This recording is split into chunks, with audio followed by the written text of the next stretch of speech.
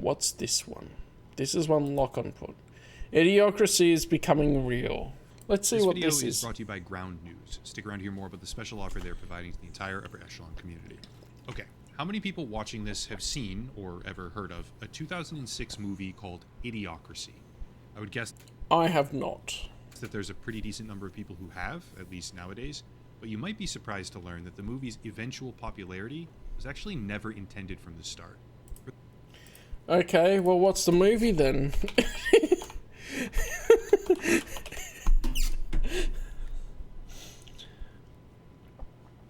I hadn't heard of it. 2006.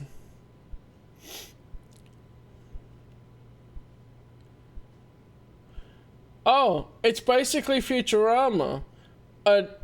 Decided the average American is selected for a top secret hibernation program, but is forgotten and left to awaken in a future so incredibly moronic that he's easily the most intelligent person alive. Terry Crews isn't... well, we have to watch this now, don't we? I haven't seen it. We have to watch this now. It reminds me also of Forever Young with the hibernation thing. And was one of Philip K. Dick's stories. What was it called again?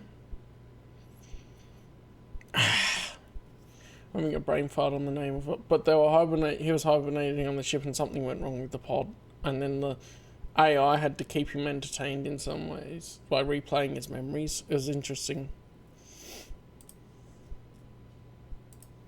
For those of you who have seen it, you can probably skip ahead a few minutes right now because you already know. Okay, he's going to sum it up. Yeah. If you haven't seen the film before, it's effectively a scathing critique of American corporatism.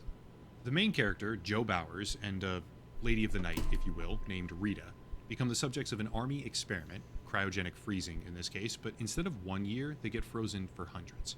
After finally waking up in 2505, I think it is, they re-enter the modern world and they find out that everyone around them is basically brain dead. Basic infrastructure is now falling apart. Everyone drinks Brawndo instead of water, which is like a play on Gatorade. And the film is basically a never-ending string of... It's Mountain Dew as well. It looks like Mountain Dew as well. ...jokes about how everyone has become an idiot, which leaves the two main characters, who are decidedly average back in the time that they come from, as the most intelligent people on all of planet Earth, simply because of basic logic, mental aptitude, and deductive reasoning. It's honestly prophetic, in a sense, when it comes to the concept of corporate advertising, at least. People buy everything that they want from a city-sized Costco facility, where they're greeted by someone who says, "Welcome to Costco, I love you." They get treated in the hospital by plugging little sensors into their mouth and their ass and their ear as well, with a drooling human operator who doesn't even really know what's happening, as the machine spits out a diagnosis for them. And all over the place, everywhere, you see a kind of logical extreme in the world of attention advertising, adult chicken, which now caters to people who are bucket of wings with full release. Okay, yeah, even smart enough to communicate with each other. Language has become a sort of broken slang. The most popular show on all of television is a program called Ow My Balls, and the movie even tackles the concept of hypersexualization, where Starbucks now offers hand jobs.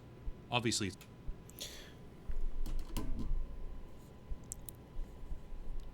Zoomer speak, brain rot. Way over the top extreme, but when you watch it, you start seeing a whole bunch of oddly similar and kind you can of put one in parallels, which might be the reason. I probably wouldn't watch that one tonight because we've got a few discussion videos, but you can put another one in there for next time. Pressed. Most people don't know this, but the movie's publisher, 20th Century Fox, actually tried to kill their own product launch.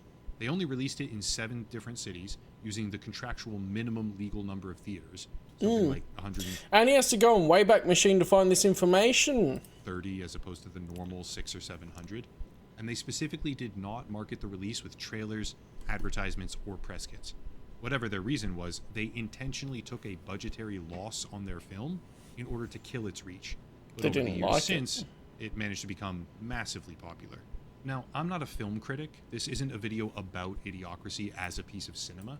It's about how the most extreme version of hyperbolic comedy, portraying the whole world as a slobbering mass of idiotic consumers, is becoming real. And I want to make a much more data-driven argument right now about why and specifically how that appears to be happening. However, there's one key difference here. In the movie, the degradation of human intelligence, and basic cognition for that matter, is a function of birth rates.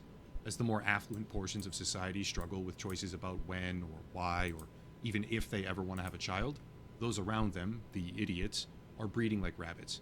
The film asserts that over hundreds of years, less intelligent people having much more offspring, as a kind of twisted evolutionary inversion, overwhelms the entire population, therefore dumbing everyone down to a level where they can't even hardly think for themselves. This is a cyberpunk story. Oh, dystopian future, but like cyberpunk type thing. You know what I'm thinking of is like they take one aspect of something they see could happen, and they take it to the extreme.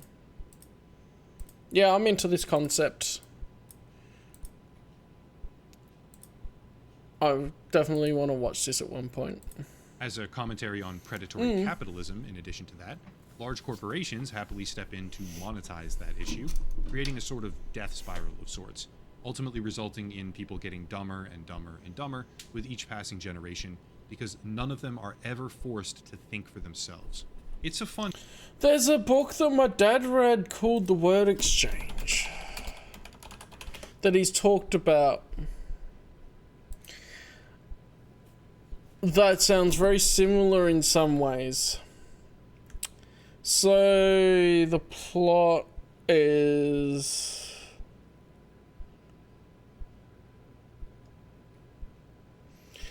In the post-print world of not very distant future, blah blah blah. Where's the main premise summary here?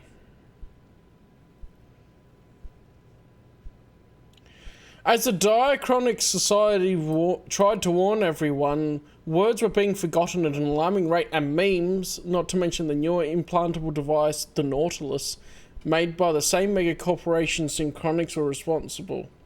In fact, memes were not merely dispensing information, they were spreading a virus, word flu, at an epidemic rate.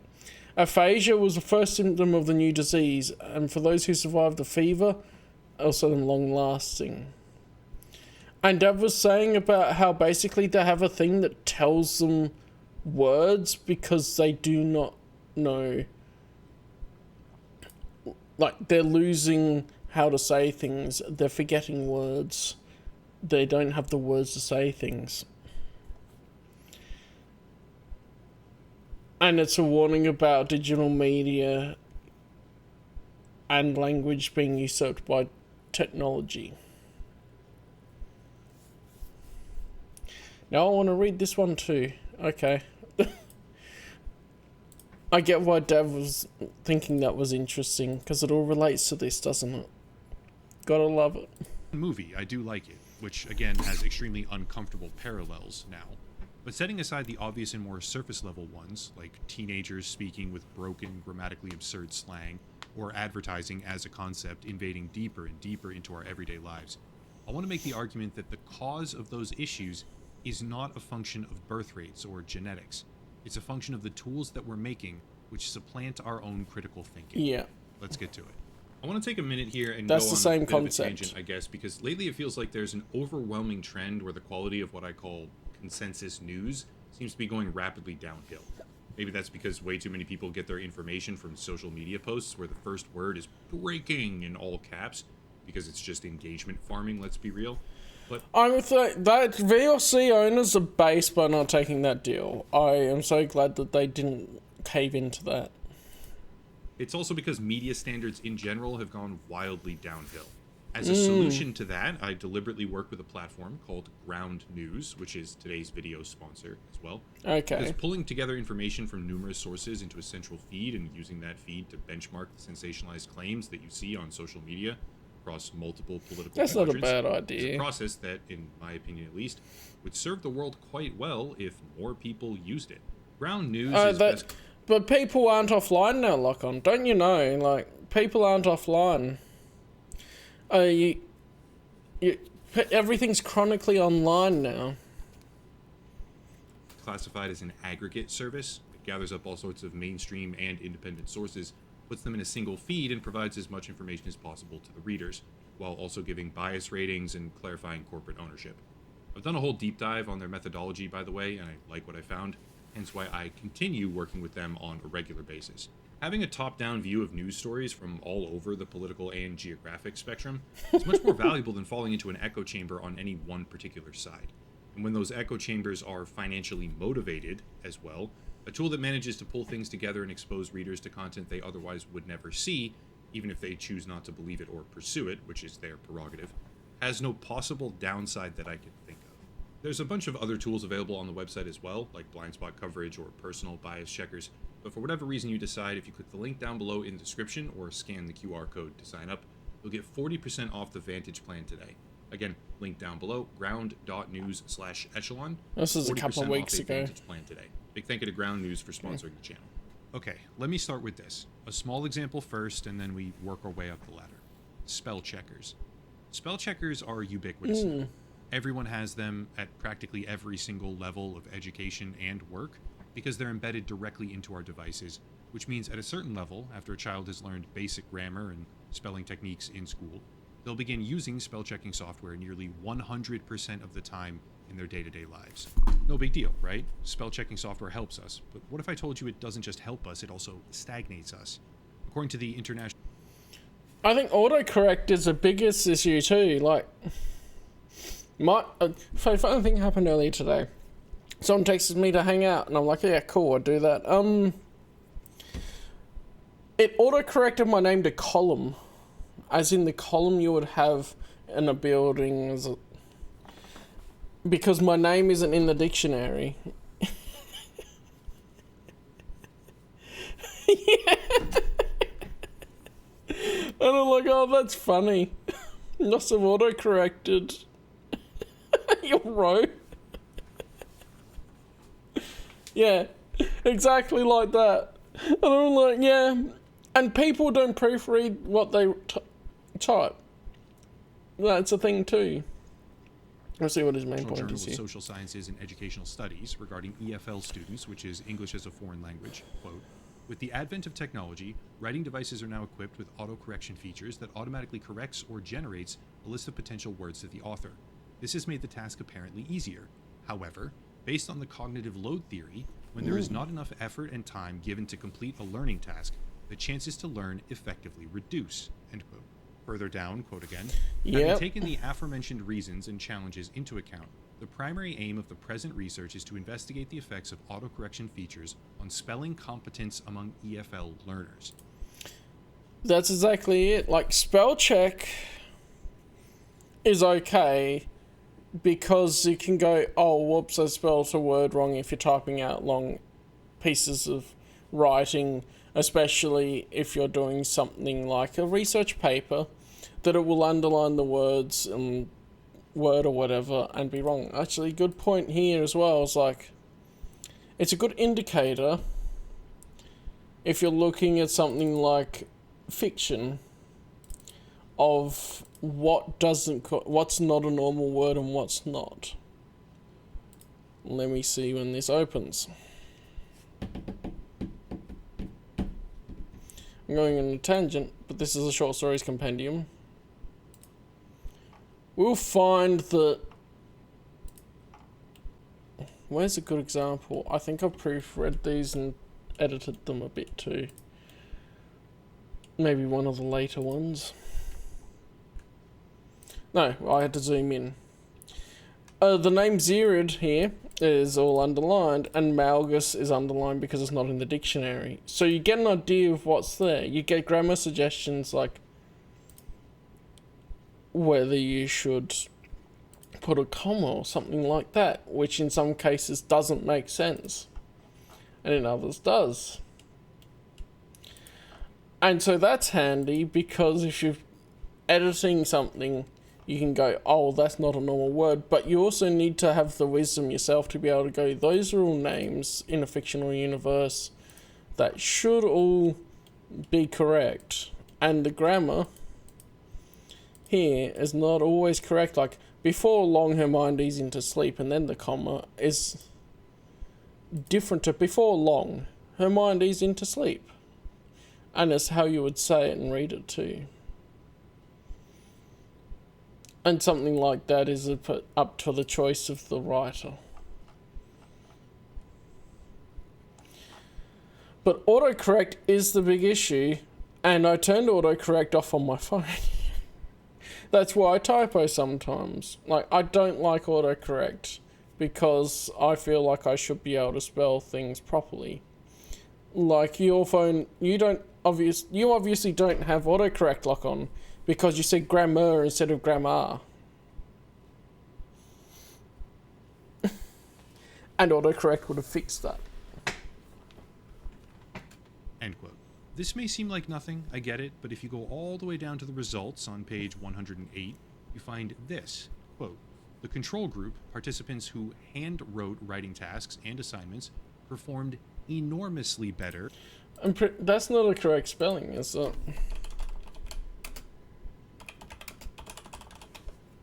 I've never seen a spell like that. Yeah, grammar isn't the correct spelling.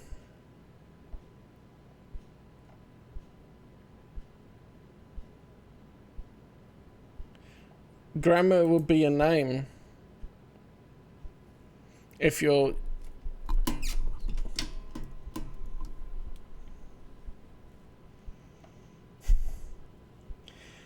Like someone's saying here, grammar is Kelsey Grammer.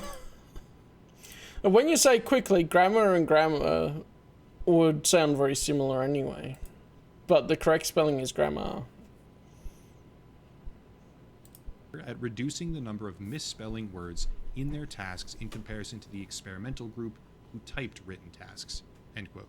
Lastly, from the conclusions, obviously quoting again, students who are deeply immersed in using programs with auto spell checker features don't hone spelling competence as students who depend on handwriting due to the fact that there is more effort involved in handwriting that makes the learning more sustained. And handwriting, it takes more effort to rewrite it, so you think about it and get it correct the first time around versus typing. End quote. Of course, that is just one study, though it does very clearly seem to indicate that handwriting and putting in more effort will make you process learning better, and typing with a spell checker does not help you learn when it comes to English as a foreign language. But it is echoed elsewhere, right? The general premise. From University Technology Mara, a study called The Influence of Spell Checkers on Students' Ability to Generate Repairs of Spelling Errors. In the conclusion paragraph, page 10, quote, this research suggested that spell checkers have little to no effect whatsoever on students' spelling errors on the cognitive level. It did not help repair the errors, and the corrections are not internalized, thus allowing learners to repeat the same error. Yeah, if it automatically corrects it for them, why do they need to change what they're doing?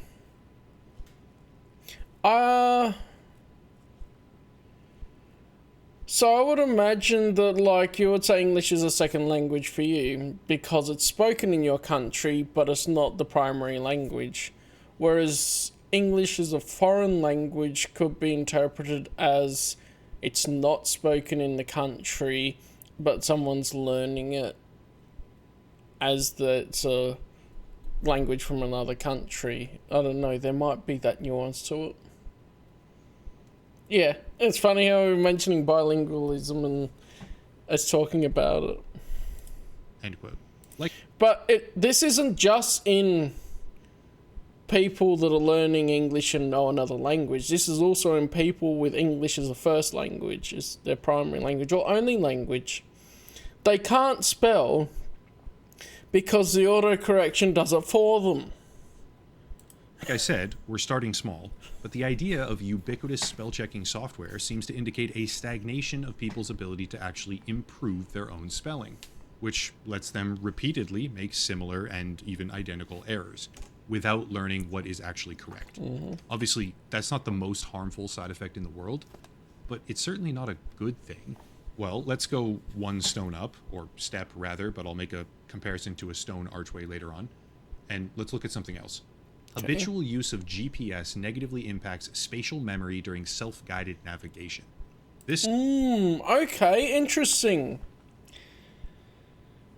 study from the Integrated Neuroscience Program at McGill University, I believe, was designed to examine the effects of GPS reliance among everyday drivers. And without spending too much time here boring everyone to death, it determined, quote, findings suggest that regularly using GPS affects spatial memory in a dose-dependent manner. That is, the greater use of GPS, the greater decline in spatial memory over time. The lack of a concurrent decline in subjective sense of direction suggests that this relationship is likely to be causal, end quote. So yeah, like if you have no idea where it is, GPS is great and can tell you which way to go. But you don't, if you keep using it on and on, you don't remember which way to go properly as well. I've noticed that a little bit myself. Is like, unless I'll switch off the GPS and just drive there. It's like, okay, the first time I still question it a little bit. But as I do it more, it's like, okay, I remember which way to go now. Clear, I'm not making the argument that these tools should be abolished, or even that the possible risks outweigh the benefits, at least not for GPS or maybe spell checkers. But if you took a 21-year-old today, right now, most of them, not all, but most, took away their access to GPS on their phone or in the car intrinsically, and told them, go on a road trip across the state now, half of them probably couldn't even do it. And if they could, it would take them an exorbitant amount of time. Interesting. Because they haven't properly developed the skill set of reading road signs or navigating a physical map.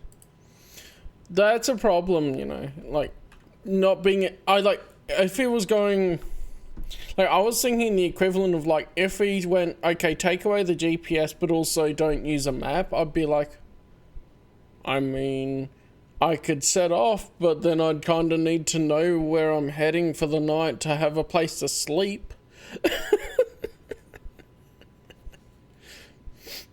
And then in some places the signage isn't so clear, especially if you go, oh, I want to go to X place.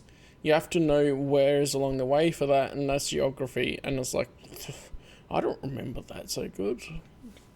What is geography? Once again, to make this abundantly clear, that's not the worst thing in the world. Lacking a skill set because you never needed to develop that skill set in the first place isn't intrinsically bad. Especially if you can then figure out how to do something when it matters for yourself. But what if we go one step further now? Because even our ability to think critically and solve problems is now under siege, thanks to the advent of generative tools. Picture a Roman archway, stones on top of stones, but it never stands free or supports any weight at all without something called a keystone. The keystone is the pinnacle of that archway. It often has a slightly different shape, or it's measurably larger, while dispersing the most weight in the process, therefore supporting the entire archway as a whole. And critical thinking is the keystone of human cognition. Spell checkers and GPS programs, they're just stones, one of many in the archway. But generative tools, according to new data from researchers directly at Microsoft, if used improperly can, quote, result in the deterioration of cognitive faculties that ought to be preserved. As Bainbridge noted, a key irony of automation is that by mechanizing routine tasks and leaving exception handling to the human user, you deprive the user of the routine opportunities to practice their judgment and strengthen their cognitive musculature, leaving them atrophied and unprepared when the exceptions do arise. Yeah, I like how he's quoting all of these papers and things and actually showing them. That's good. And yes. End quote. For this one, I do have to read a few more segments, not just one, because honestly, I just have to, but bear with me. Quote, the data identify key motivators for critical thinking, the desire to enhance work quality, avoid negative outcomes, and develop skills. However, several barriers inhibit this reflective process, including lack of awareness, limited motivation due to time pressure or job scope, and difficulty improving AI responses in unfamiliar domains. Surprisingly, while AI can improve efficiency, it may also reduce critical engagement, particularly in routine or lower stakes tasks in which users simply rely on AI, raising concerns about long-term reliance and diminished independent problem solving. End quote. Much further down, continuing that same sort of logical pathway here, quote, over-reliance on computing technology is not a novel phenomenon. However, Gen AI tools can exacerbate the associated risks. Indeed, such reliance may be tolerable for low-stakes tasks, like grammar checking, but it can lead to significant negative outcomes in high-stakes contexts, like drafting legal documents, end quote. And then lastly, thank you for sticking Alright, Jayland, you're gonna be replaced. The AI will do it for you. with me through all of this. From the conclusion paragraph, quote, while Gen AI can improve worker efficiency, it can inhibit critical engagement with work, and can potentially lead to long-term over-reliance on the tool and diminished skill for independent problem solving. End quote. It's a lot to get through, I know, and some people may laugh it off as overly dramatized, but the keystone, the one supporting all the extra weight, is the thing that supplants our own thinking, and that is precisely what these new AI tools are designed to do. If you don't believe me, which is fine, by the way, what about this? I've used this example before in other videos, but I think I should probably show it again here, because the implications behind it are pretty severe. Yeah, it's like using it as a tool rather than relying on it to replace your critical thinking and your actual job type thing. Google, which obviously has their own AI model called Gemini, somewhat recently began heavily marketing that program to a much wider audience using material like this. It's a pretty harmless video at first, but towards the end you start to see something a little bit different than generate a funny image of a cat playing guitar, because they start advertising the service for things like generating emails. Cool, no big deal, you might say. Small stone in the massive archway. But then they cut to a scene where a teenage girl is asking this program, right in front of her friends, what's a good excuse to cancel dinner with my friends? You can certainly shrug it off as a goofy advertisement, but what happens when you actively market a product to teenagers, showcasing it as some sort of solution to feeling awkward, or even something that replaces basic interactions with friends? Ask the AI what to say to your friends instead of actually talking to your friends. Social aptitude is a skill set, and using this kind of tool to replace that, which was already replaced once by texting, as opposed to actually speaking to people, is one step further removed from using the muscle itself, which leads inexorably to atrophy.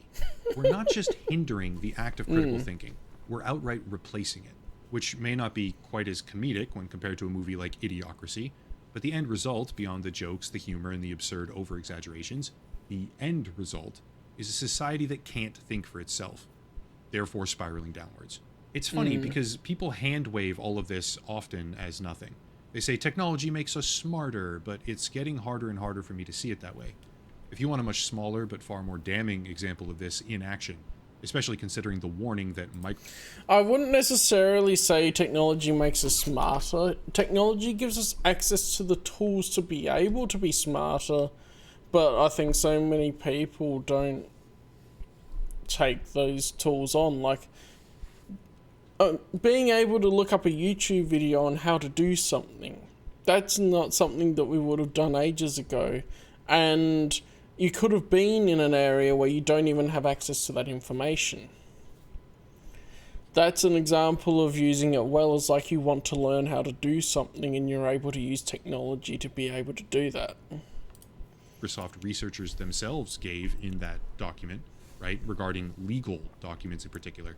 There was a case against Walmart initiated in 2023 and still making its way through the court system, where the legal representation for the plaintiff used 8 different case law examples that just don't exist because an AI hallucinated them. That's hilarious. They don't even check if the AI was correct. Statement provided to the court directly, the law firm said, quote, "Our internal artificial intelligence platform hallucinated the cases in question while assisting our attorney in drafting the motion in limine. This matter comes with great embarrassment and has prompted discussion and action regarding the training, implementation, and future use of artificial intelligence within our firm." That should have just been an immediate loss if you actually presented that in court. You should be disbarred. It's the same as Phoenix Wright presenting false evidence, forged evidence in court.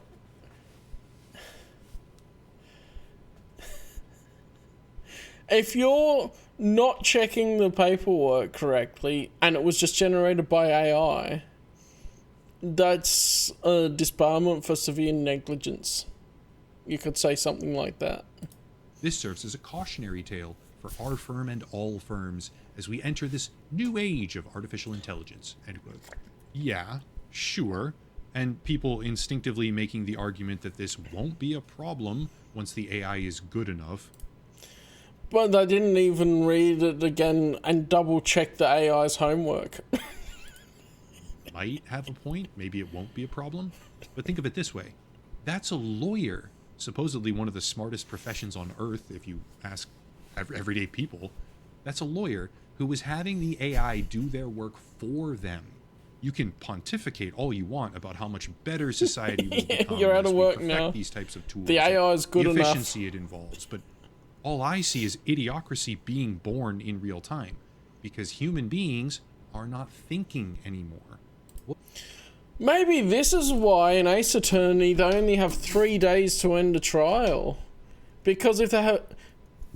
Because the AI is not able to critically think enough in 3 days. What do we suppose happens as automation and progressively smarter algorithms replace or eliminate more and more and more of the adverse situations that we might ever encounter, up to and including even peer-to-peer socialization? What do we think happens when the consolidation of our economy centers more and more on a few absurdly wealthy conglomerates, whose entire business model now relies on increasingly invasive advertising? What do we think happens when we construct tools that literally tell us every minute of every day where to walk, what to order, how to dress, or how to think? And how much different does that really look when compared to a movie like Idiocracy? Well, the how to dress thing, I always thought was so weird, like before AI, whatever, is advertisement, I guess. How they have the fashion shows at the start of the year or near the end of the year to tell you how to dress for the next year or the rest of the year. I'm like, why would I care? I'll dress what I think looks right. No, I'll dress what's comfy or however I like. Sure, I could drag the video on for a lot longer with more... But that's part of the problem he's talking about, Jaylen. I don't know why the chat's not coming up. It's being dumb.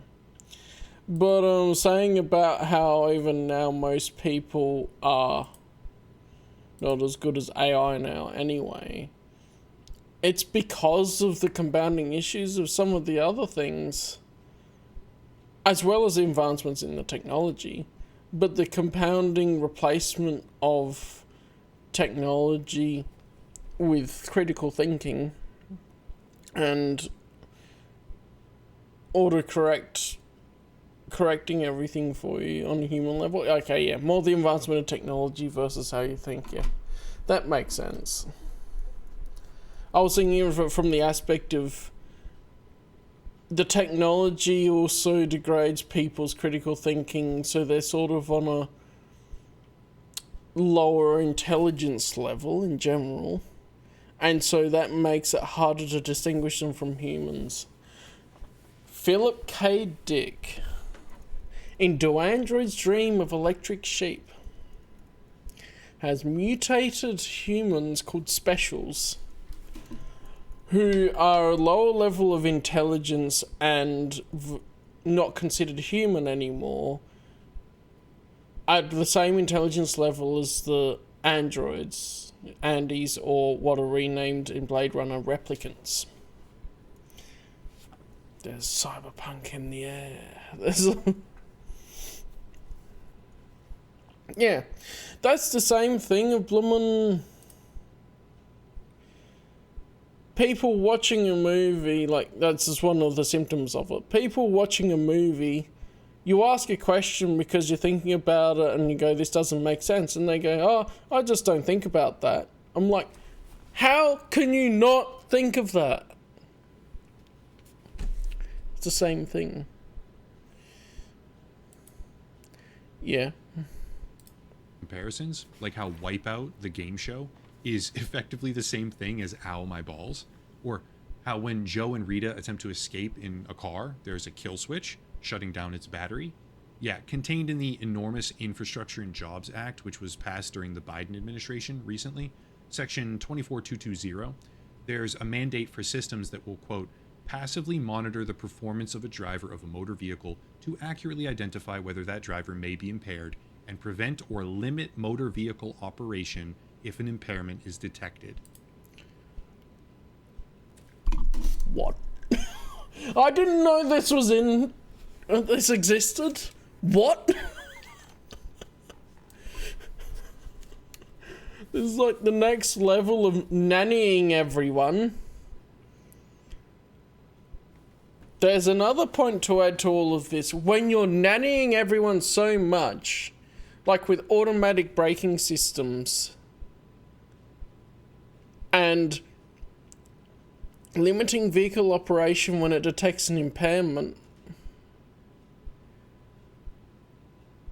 it makes it so people don't have to think about how to stop being hurt, how to be responsible about what they're doing. I call it nannying, but it's like, it's the same analogy lock-on. It's the nanny looking after the baby. You stop the baby from doing everything that might hurt it. But it can't learn because you're not letting it make its own mistakes. End quote.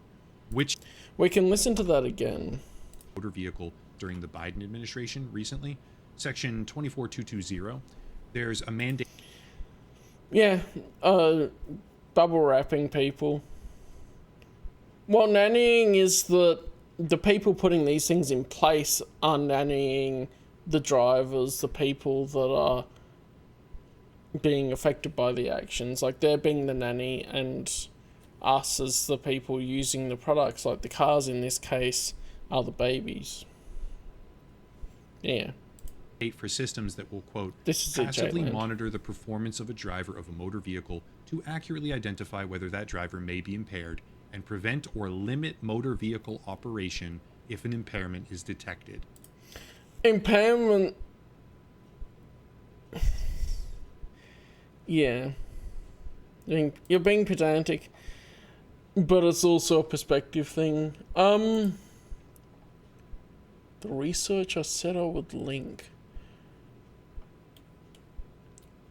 Yeah, I mean, we'd have to find this one to verify it. That's crazy. End quote. Which is literally a kill switch for a car. This is the same thing as the Australian government putting in place the age limit on social media because the parents aren't looking after the children properly with being responsible on social media. Instead, they're going, we are going to do something to stop them being on social media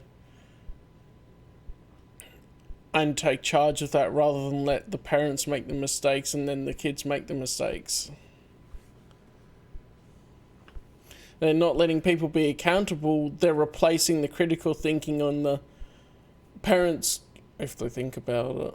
So, oh, maybe that's not a good idea. Maybe we see other families struggling with their kids on social media, so we won't let our kids be on social media until they're old enough to understand.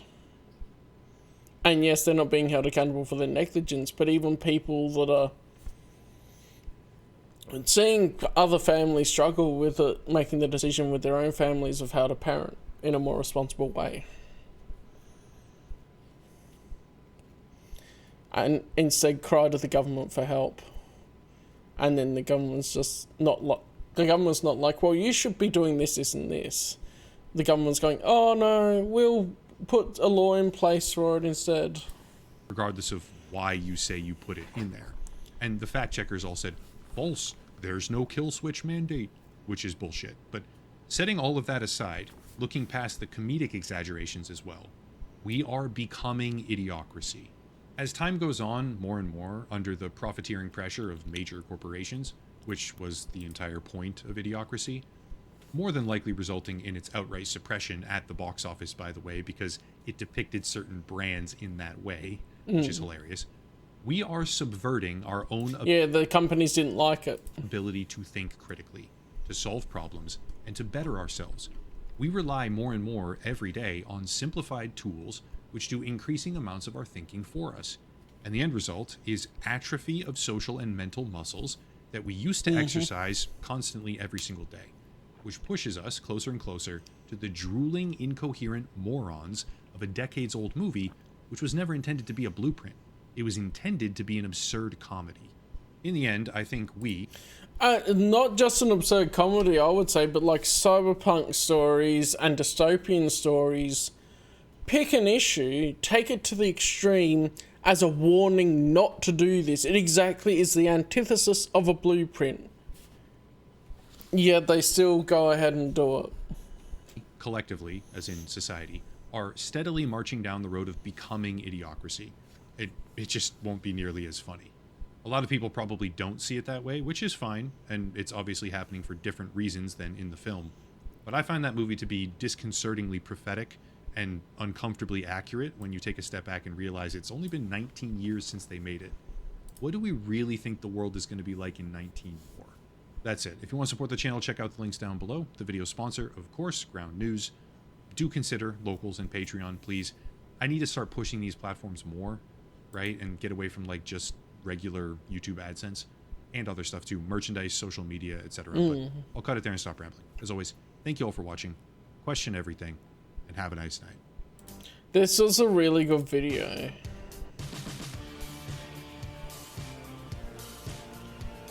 A bunch of interesting things to think about too. I'm thinking back as well to some societal issues. Where was he talking about the birth rate things, right? How the morons breed and then the others are trying to be real responsible and don't breed as much, yada yada.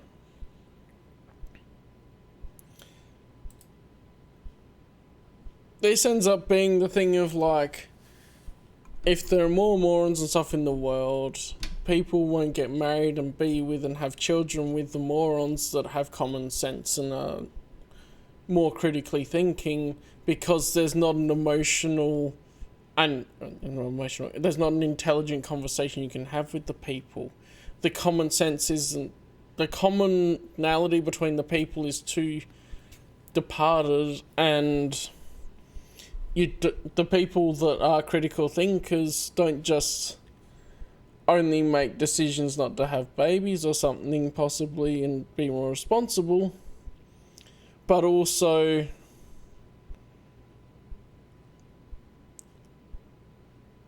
can't find someone to have children with because the people that they do encounter don't have anything in common with them on an intellectual level. That was a lot of food for thought, and there's a lot of things that's I think what I like about cyberpunk stories is I do like the ones with hope at the ends of the stories too, but then also they make you think about issues and things that you're like, that is happening now in a pulled back way. Like they take it to the extreme in a lot of cyberpunk stories and dystopian stories, but it is happening now, and thinking about what happens. Oh yeah, there was an example of an AI telling them to kill themselves, and they end up in those AI chat rooms, right? Because of the want to try and fill that void of loneliness inside them, they end up doing the AI chat things and replacing their social interactions with AI, which is a great extra point on top of what he was saying too, is like, not just you're getting AI to come up with reasons for you, excuses not to hang out with friends or whatever, as one like Ad was saying, but also you're replacing real human connections with AI that subconsciously at least isn't real. It's just a role play or whatever exactly it is. It's a text completion algorithm.